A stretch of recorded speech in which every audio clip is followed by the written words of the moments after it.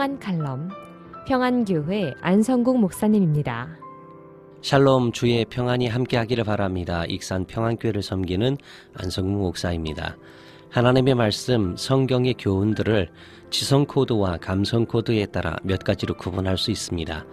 대부분의 말씀들은 우리가 읽을 때에 잘 이해가 되며 또한 충분히 동감하여 동의가 되어집니다. 그런데 어떤 말씀들은 머리로는 이해가 잘 안 됩니다.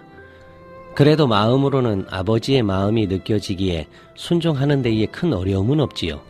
반면 어떤 말씀들은 머리로는 이해가 잘 되지만 마음으로는 동의가 되지 않아 순종하며 실천하기에 애를 먹습니다.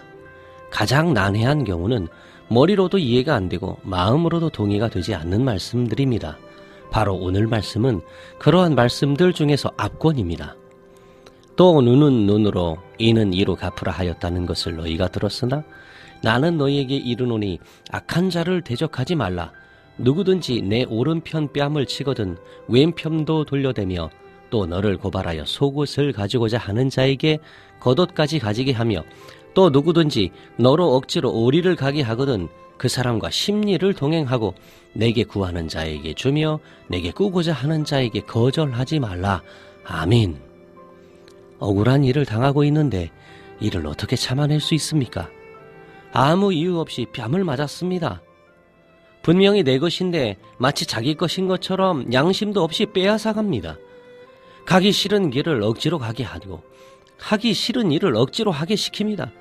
갚을 능력도 없고 갚을 마음도 없으면서 뻔뻔하게 돈을 빌려달라고 합니다. 그런데 참으라니요. 정말 어렵습니다. 참으로 어렵습니다. 제가 보기에 성경 66권 중에서 가장 지키기 어려운 말씀입니다. 말씀을 더 자세히 보면 더욱 그렇습니다. 오른편 뺨을 맞았다면 왼편도 대라는 것이지요. 뺨을 맞는 것만으로도 충분히 아프고 불쾌합니다. 그런데 가만 생각해 봅니다. 오른편 뺨을 맞았답니다. 우리는 보통 오른손잡이여서 상대방의 뺨을 때리려면 왼편 뺨을 때리게 됩니다.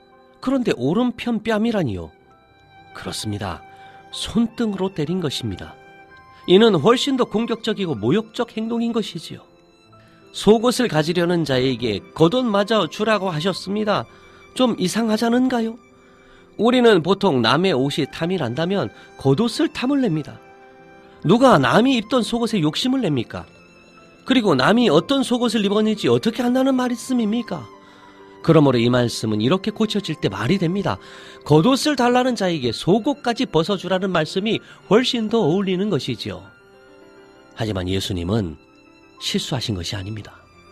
속옷을 달라는 사람, 속옷을 빼앗으려는 사람, 그 속옷을 빼앗으려고 재판을 거는 사람, 이 사람의 행위는 속옷이 욕심나서 하는 것이 아닙니다. 죄 없는 사람을 괴롭히고 많은 사람들 앞에서 인격적으로 모독하기 위함인 것이죠. 생각만 해도 정말 비겁하고 비열한 행위 아니겠습니까? 그럼에도 불구하고 그것을 뻔히 아는데도 불구하고 참으랍니다. 예수님이. 정말입니까? 사랑하는 믿음의 형제 자매 여러분, 이런 일을 당하시거든 꼭 주님께 물으십시오. 억울하기 이를 데 없는데 예수님 어찌해야 합니까? 라고 애타게 부르짖으십시오. 들려오는 음성에 묵직하게 순종하는 그대가 예수님의 제자랍니다.